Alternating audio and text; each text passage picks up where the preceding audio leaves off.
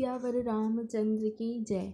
पुरुषों में सिंह रूप दोनों भाई मुनि का भय हरने के लिए प्रसन्न होकर चले। वे कृपा के समुद्र, धीर बुद्धि और संपूर्ण विश्व के भी कारण हैं। भगवान के लाल नेत्र है, चौड़ी छाती और विशाल भुजाएं हैं। नीलकमल और तमाल के वृक्ष की तरह श्याम शरीर है। कमर में पीतांबर पहने और सुंदर तरकश कसे हुए हैं। दोनों हाथ में क्रमशः सुंदर धनुष और बाण है।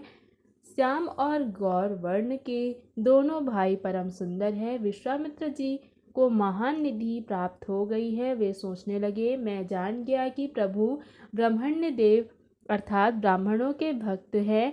मेरे लिए भगवान ने अपने पिता को भी छोड़ दिया। मार्ग में चले जाते समय मुनि ने ताड़का को दिखाया। शब्द सुनते ही वह क्रोध करके दौड़ी। श्री राम जी ने एक ही बाण से उसके प्राण हर लिए और दीन जानकर उसको निज पद दिया। तब ऋषि विश्वामित्र ने प्रभु को मन में विद्या का भंडार समझते हुए भी ऐसी विद्या दी जिससे भूख प्यास ना लगे और शरीर में अतुलित बल और तेज का प्रकाश हो। सब अस्त्र शस्त्र समर्पण करके मुनि प्रभु श्री राम जी को अपने आश्रम में ले आए और उन्हें परम हित जानकर भक्ति पूर्वक कंदमूल और फल का भोजन कराया। सवेरे श्री रघुनाथ जी ने मुनि से कहा, आप जाकर निडर होकर यज्ञ कीजिए। यह सुनकर सब मुनि हवन करने लगे। आप श्री राम जी यज्ञ की रखवाली पर रहें। यह समाचार सुनकर मुनियों का शत्रु क्रोधी राक्षस मारीच अपने सहायकों को लेकर दौड़ा। श्री राम जी ने बिना फल वाला बाण उसको मारा, जिससे वह 100 योजन के विस्तार वाले समुद्र के पार जा गिरा। फिर सुबाहु को अग्नि बाण मारा। इधर छोटे भाई लक्ष्मण जी ने राक्षसों की सेना का संहार कर डाला। इस प्रकार श्री राम जी ने राक्षसों को मारकर ब्राह्मणों को निर्भय कर दिया। तब सारे देवता और मुनि स्तुति करने लगे। श्री रघुनाथ जी ने वहाँ कुछ दिन और रहकर ब्राह्मणों पर दया की। भक्ति के कारण ब्राह्मणों ने उन्हें पुराणों की बहुत सी कथाएं कहीं। यद्यपि प्रभु सब जानते थे, तदंतर मुनि ने आदरपूर्वक समझा कर कहा, हे प्रभु, चलकर एक चरित्र देखिए। रघुकुल के स्वामी श्री रामचंद्र जी धनुष यज्ञ की बात सुनकर मुनि श्रेष्ठ विश्वामित्र जी के साथ प्रसन्न होकर चले। मार्ग में एक आश्रम दिखाई पड़ा। वहां पशु पक्षी कोई भी जीव जंतु नहीं था, परंतु पत्थर की एक शिला को देखकर प्रभु ने पूछा। तब मुनि ने विस्तार पूर्वक सब कथा कही। गौतम मुनि की स्त्री अहिल्या शाप वश पत्थर की देह धारण किए बड़े धीरज से आपके चरण कमलों की धूली चाहती है। हे रघुवीर, इस पर कृपा कीजिए। श्री राम जी के पवित्र और शोक नाश करने वाले चरणों का स्पर्श पाते ही सचमुच वह तपोमूर्ति अहिल्या प्रकट हो गई। भक्तों को सुख देने वाले श्री रघुनाथ जी को देखकर वह हाथ जोड़कर सामने खड़ी रह गई। अत्यंत प्रेम के कारण वह अधीर हो गई। उसका शरीर पुलकित हो उठा। सुख मुख से वचन कहने में नहीं आते थे। वह अत्यंत बड़भागिनी अहिल्या प्रभु के चरणों से लिपट गई और उसके दोनों आँखों से जल की धारा बहने लगी। फिर उसने मन में धीरज धरकर प्रभु को पहचाना और श्री रघुनाथ जी की कृपा से भक्ति प्राप्त की। तब अत्यंत निर्मल वाणी से उसने इस प्रकार स्तुति प्रारंभ की, हे ज्ञान से जानने योग्य श्री रघुनाथ जी, आपकी जय हो। मैं सहज ही अपवित्र स्त्री हूँ और हे प्रभु, आप जगत को पवित्र करने वाले, भक्तों को सुख देने वाले और रावण के शत्रु हैं। हे कमल नयन, हे संसार जन्म मृत्यु को भय से छुड़ाने वाले, मैं आपकी शरण में आई हूँ। मेरी रक्षा कीजिए, रक्षा कीजिए। मुनि ने जो मुझे शाप दिया सो बहुत ही अच्छा किया। मैं उसे अत्यंत अनुग्रह मानती हूँ कि जिसके कारण मैंने संसार से छुड़ाने वाले श्री हरि आपको नेत्र भर कर देखा। इसी आपके दर्शन को शंकर जी सबसे बड़ा लाभ समझते हैं। हे प्रभु, मैं बुद्धि की बड़ी भोली हूँ। मेरी एक प्रार्थना है, हे नाथ, मैं और कोई वर नहीं मांगती, केवल यही चाहती हूँ कि मेरा मन रूपी भौरा आपके चरण कमल की रज के प्रेम रूपी रस का सदा पान करता रहे। जिन चरणों से परम पवित्र देव नदी गंगा जी प्रकट हुई हैं, जिन्हें शिव जी ने सिर पर धारण किया और जिन चरण कमलों को ब्रह्मा जी पूजते हैं, कृपालु हरि आपने उन्हीं को मेरे सिर पर रखा। इस प्रकार बार बार भगवान के चरणों में गिरकर जो मन को बहुत ही अच्छा लगे, उस वर को पाकर गौतम की पत्नी अहिल्या आनंद में भरी हुई पति लोक को चली गई। प्रभु श्री रामचंद्र जी ऐसे दीन बंधु और बिना ही कारण दया करने वाले हैं। तुलसीदास जी कहते हैं, हे मूर्ख मन, तू कपट जंजाल छोड़कर उन्हीं का भजन कर। मांसपरायण सातवां विश्राम। श्री राम जी और लक्ष्मण जी मुनि के साथ चले। वे वहां गए जहां जगत को पवित्र करने वाली गंगा जी थी। महाराज गाधी के पुत्र विश्वामित्र जी ने वह सब कथा कह सुनाई जिस प्रकार देव नदी गंगा जी पृथ्वी पर आई थी। तब प्रभु ने ऋषियों सहित स्नान किया। ब्राह्मणों ने भांति भांति के दान पाए। फिर मुनि वृंद के साथ वे प्रसन्न होकर चले और शीघ्र ही जनकपुर के निकट पहुंच गए। श्री राम जी ने जब जनकपुर की शोभा देखी, तब वे छोटे भाई लक्ष्मण सहित हर्षित हुए। वहां अनेक बावलियां, कुएं, नदी और तालाब है, जिनमें अमृत के समान जल है और मणियों की सीढ़ियां हैं। मकरंद रस से मत वाले होकर भौरे सुंदर गुंजार कर रहे हैं। रंग बिरंगे पक्षी मधुर शब्द कर रहे हैं। रंग बिरंग के कमल के फूल खिले हुए, सदा सुख देने वाला शीतल मंद सुगंध पवन बह रही है। पुष्प वाटिका, फुलवारी, बाग और वन, जिनमें बहुत से पक्षियों का निवास है, फूलते फलते और सुंदर पत्तों से लदे हुए नगर के चारों ओर सुशोभित है। नगर की सुंदरता का वर्णन करते नहीं बनता। मन जहाँ तहाँ है वहीं लुभा जाता है। सुंदर बाजार है, मड़ियों से बने हुए विचित्र छज्जे हैं, जैसे ब्रह्मा ने उन्हें अपने हाथों से बनाया है। कुबेर के समान श्रेष्ठ धनी व्यापारी सब प्रकार की अनेक वस्तुएं लेकर दुकानों में बैठे हैं। सुंदर चौराहे और सुहावनी गलियां सदा सुगंध से सींची रहती हैं। सभी के घर मंगलमय हैं और उन पर चित्र कढ़े हुए हैं, जिन्हें जैसे कामदेव रूपी चित्रकार ने अंकित किया है। नगर के सभी स्त्री पुरुष सुंदर, पवित्र, साधु स्वभाव वाले, धर्मात्मा, ज्ञानी और गुणवान हैं। जहाँ जनक जी का अत्यंत अनुपम सुंदर निवास स्थान महल है, वहाँ के विलास ऐश्वर्य को देखकर देवता भी थकित स्तंभित हो जाते हैं। मनुष्यों की तो बात क्या ही है। कोट अर्थात राजमहल के परकोटे को देखकर चित्त चकित को हो जाता है। ऐसा मालूम होता है जैसे उसने समस्त लोकों की शोभा को रोक अर्थात घेर रखा है। उज्जवल महलों में अनेक प्रकार के सुंदर रीति से बने हुए मणि जटित सोने की जरी के पर्दे लगे हैं। सीता जी के रहने के सुंदर महल की शोभा का वर्णन किया ही कैसे जा सकता है। राजमहल के सब दरवाजे फाटक सुंदर हैं, जिनमें व्रज के मजबूत अथवा हीरो के चमकते हुए किवाड़ लगे हैं।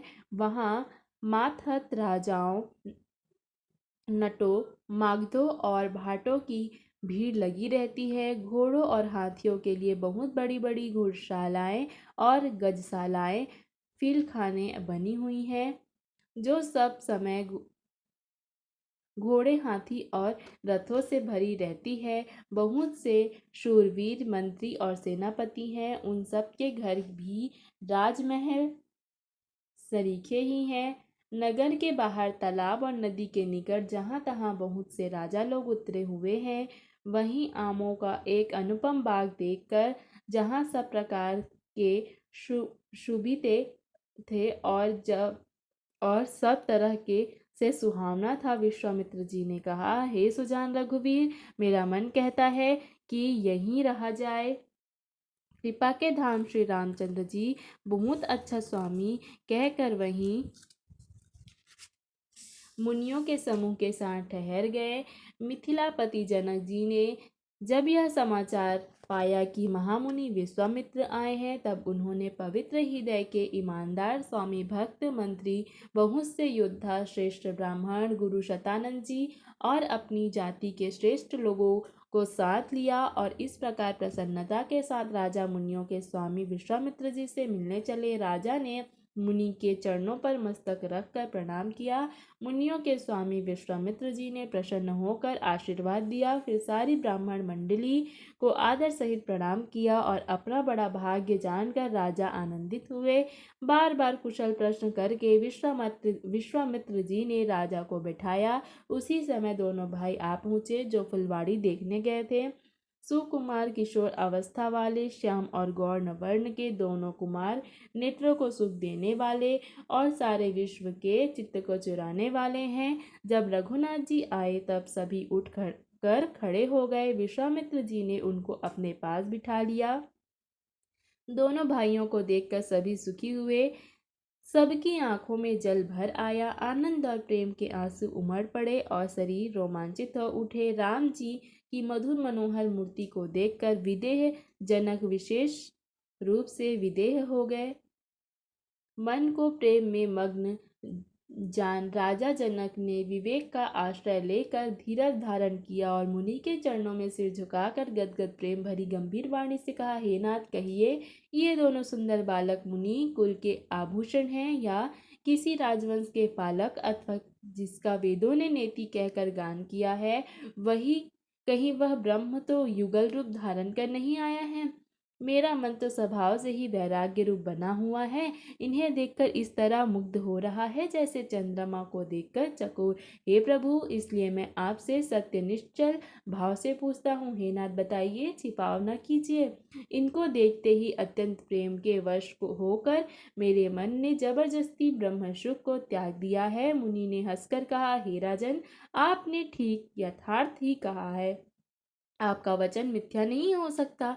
जगत में जहाँ तक जितने भी प्राणी हैं वे सभी को प्रिय हैं। मुनि की रहस्य भरी वाणी सुनकर श्री राम जी मन ही मन मुस्कुराते, हंसकर मानो संकेत करते हैं कि रहस्य खोलिए नहीं।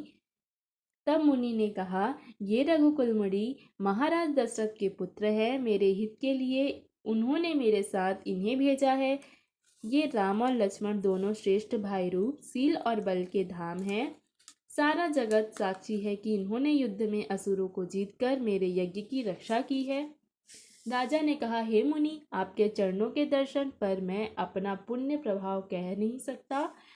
ये सुंदर श्याम और गौर वर्ण के दोनों भाई आनंद को भी आनंद देने वाले हैं। इनकी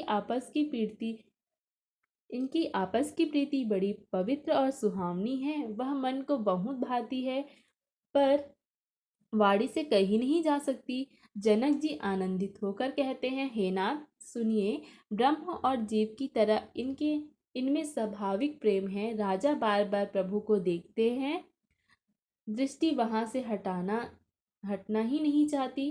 प्रेम से शरीर पुलकित हो रहा है और हृदय में बड़ा उत्साह है। फिर मुनि की प्रशंसा करके और उनके चरणों में सिर झुकाकर राजा उन्हें नगर में लेवा चले। एक सुंदर महल जो सब समय सुखदायक था, वहां राजा ने उन्हें ले जाकर ठहराया। तदंतर सब प्रकार से पूजा और सेवा करके राजा विदा मांगकर अपने घर गए। रघुकुल शिरोमणि प्रभु श्री रामचंद्र जी ऋषियों के साथ भोजन और विश्राम करके भाई लक्ष्मण समेत बैठे। उस समय पहर भर दिन रह गया था।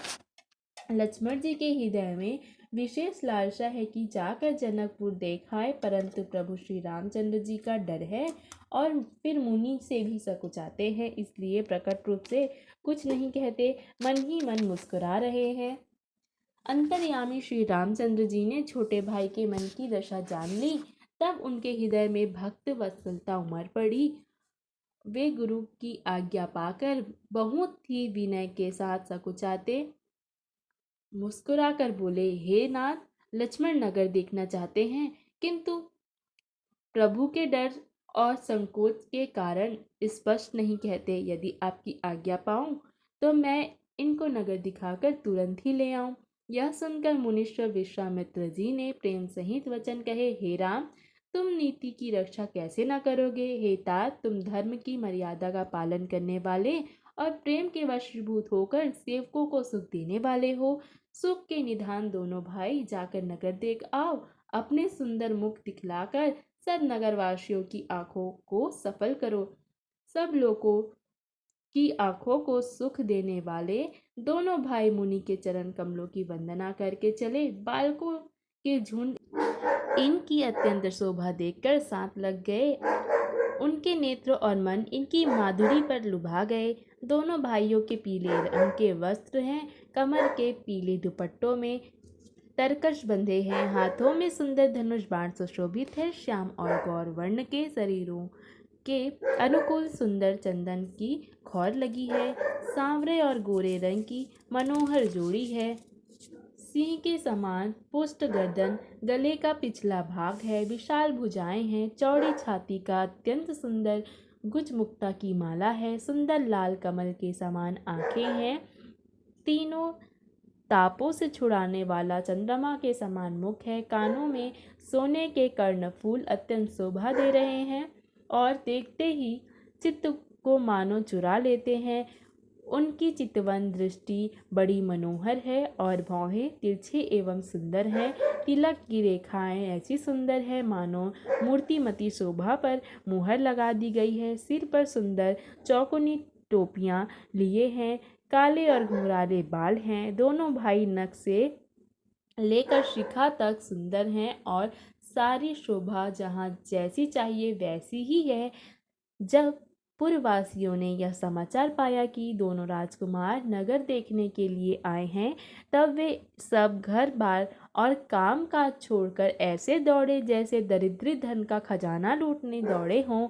स्वभाव ही से सुंदर दोनों भाइयों को देखकर वे लोग नेत्रों का फल पाकर सुखी हो रहे हैं। युवतियां स्त्रियां घर के झरोखों से लगी हुई प्रेम सहित श्री रामचंद्र जी के रूप को देख रही हैं।